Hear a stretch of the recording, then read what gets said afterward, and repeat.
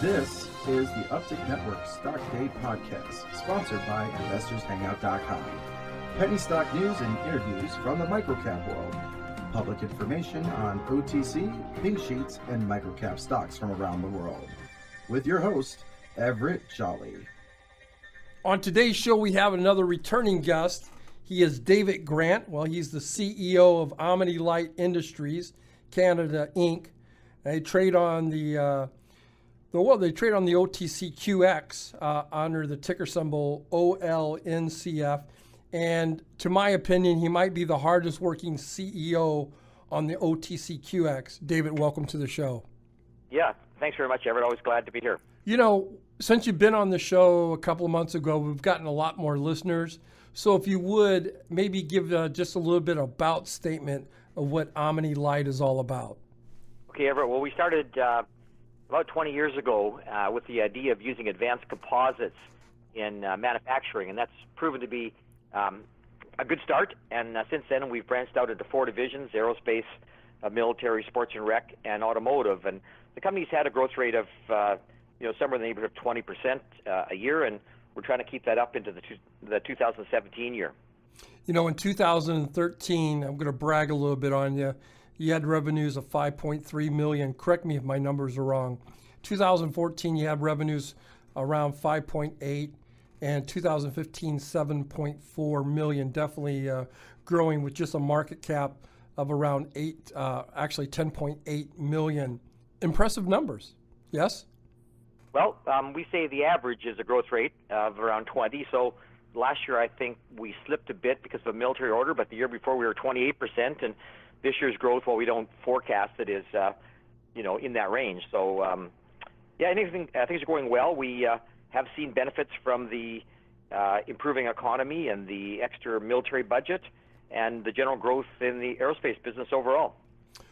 One, in a recent press release, OML mentioned about $1 million worth of new orders, primarily in the aerospace and automotive divisions. Does the company envision growth in the revenue picture in 2017? Maybe give our listeners some metrics. Well, we do, and we did indicate it in the same press release that we're getting positive momentum and indications from our customer base. So actually, we're going to have more to talk about that later in the course of the month. But, we do envision, the average growth, which I mentioned in our MD&A and other press releases, of the 20% range in the future. Yeah, you guys deal with a lot of big companies, a lot of Fortune 500 companies. Who are some of the customers you guys deal with who are Fortune 500 companies? Well, the way we look at it sometimes is, the people that use our parts are Fortune 100 and Fortune 500. Everything that goes in the air these days has parts that OmniLite manufactures, so that's Airbus, Embraer, Bombardier, Boeing, of course. We have a large group in the automotive area that include Caterpillar, John Deere, International Harvester, companies like that, and of course the U.S. military and the Pentagon and the Canadian military are all customers of ours. And I think everyone remembers OmniLite with its legacy product line back to the Olympics in Atlanta in 1996.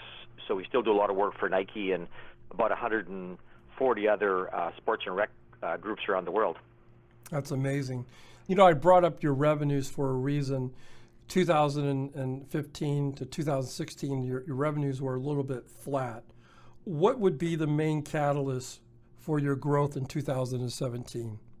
Well, I think, like we said in the press release, the aerospace and military would be the main catalyst. And well, I can't speak about the details. We have had, as I mentioned, very positive indications, and we'll be able to talk about that in the near future.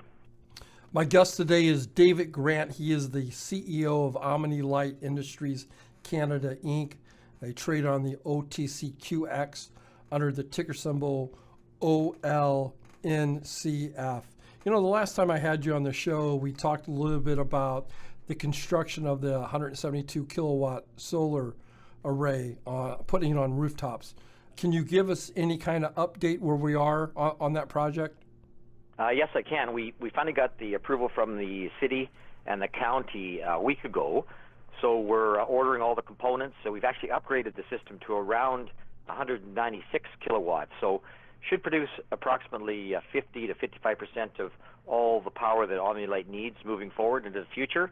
Accompanying our beautiful solar array, we're going to have a multi-layer white roof, which will improve conditions in terms of reflectivity of the solar, impacting the roof, leading to cooler temperatures inside the building and reducing the need for air conditioning, which is our largest single load.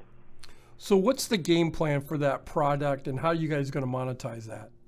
Well, I think the way we look at it is, one, it's a good thing to do for the environment. And, during the winter period, our costs of grid power will probably drop to zero. As I mentioned, it's only during the summer when there's an air conditioner requirement. So the white roof, as we know, because we've had one for 7-8 years now, does help that tremendously. The other element are some of the long-term implications. We're producing power at 2.7 cents per kilowatt hour in the future, fixed for 40 or maybe even 50 years with the solar system we've designed and will put in place. So current prices out here in California are in the neighborhood of 13 to, at peak 30 cents per kilowatt hour. So we're fixing in our prices for at least half our power for the foreseeable future, including up to 50 years. So all of these things, lower our cost, obviously. There is a tax credit associated with this work. Absolutely. The net effect is the tax credit gets you back something in the neighborhood of 70% of your costs in the first 3 years. So that makes it extremely attractive. Well, it sounds like a great product. I'm just kind of visualizing it and looking like it. I know that Southern California can use that, and also probably the rest of the states in the country. But are you guys, just give us a little bit of a roadmap. Are you going to do some sort of beta testing and then bring that out to the marketplace? When do you think some of those revenues might actually fall on the balance sheet? Well, we're seeing the benefits already, just ending Q2 this week and heading into Q2 obviously next week, 1st of April and onward. So, yeah, we're very optimistic about the future at this point. Does the change in administration in the U.S. affect your company or any of the products in a positive way or a negative way? I think it's going to be positive overall. That's the general feeling of the CEOs I'm talking to.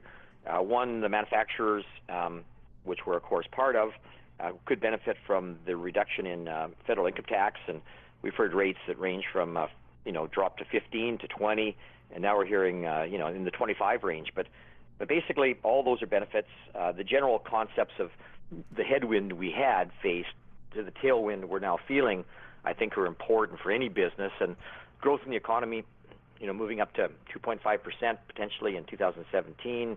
The increase in the military budget announced in the draft budget by the administration, and just overall the improvement in sentiment in the marketplace, as everyone knows that consumer confidence drives just about everything. So my own feeling is the future looks pretty bright. I look at your stock price around $1.03 to $1.07.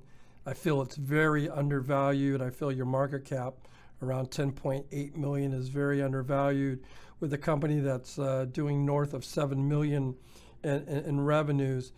Do you want to give us any kind of forward statements of what's you plan on looking forward to here in the second and third and fourth quarter of 2017?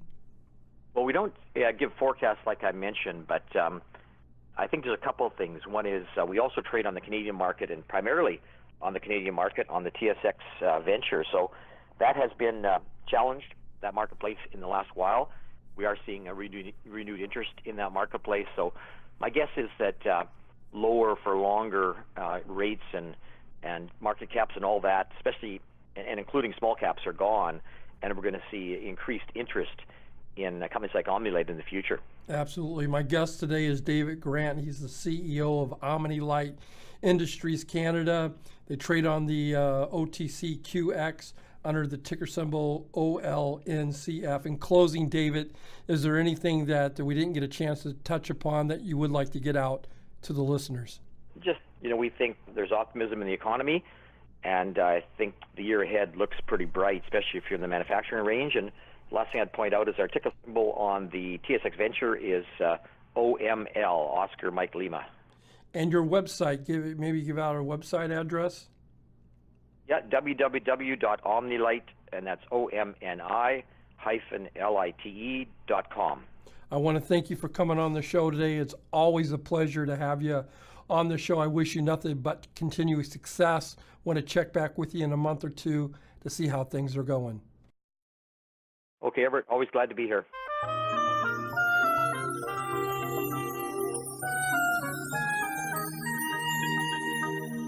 The following program is entirely sponsored and produced by Uptick Newswire LLC, which is responsible for the following content. The opinions and information provided on today's show are those of the guests and of those of the respective companies they represent, and does not necessarily reflect those of the staff or management of this station. Uptick Network encourages all listeners of the show to do their own due diligence and research when determining investment strategies that'll work for them, or to seek the assistance of an investment professional. The guests of today's show may have paid to appear on the show and are not directly affiliated with Uptick Network